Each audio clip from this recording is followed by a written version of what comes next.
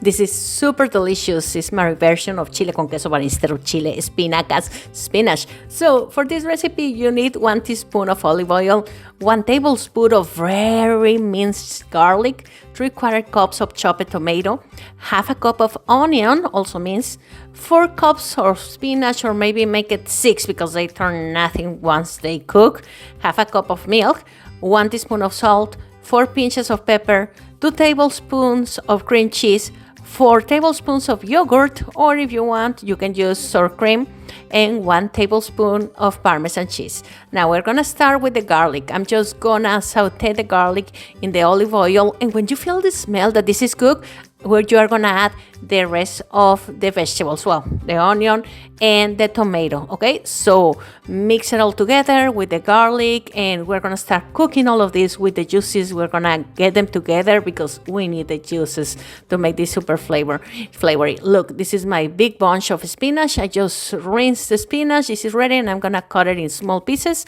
I'm gonna put it in the pan with half a cup of almond milk. You can use whatever milk you have.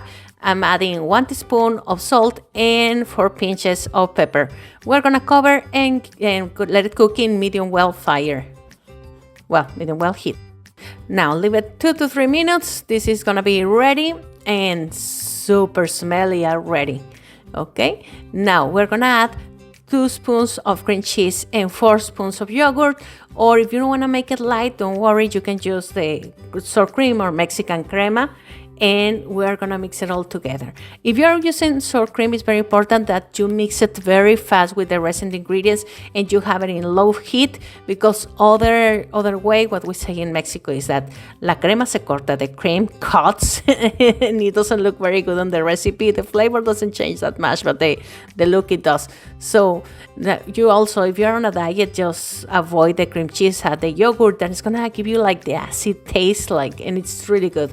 And you can have it with some lighter cheese, and I'm using 1 spoon of Parmesan cheese, okay, right here, and this is ready. Now let's mix it all together. It smells great. This is in a low heat. I'm just gonna leave it for another minute just to get all the flavors and the juices together. Add salt to taste if you feel like it needed, and this is super delicious. Now let's just taste it and see if it is ready. Let me take my spoon. There it is.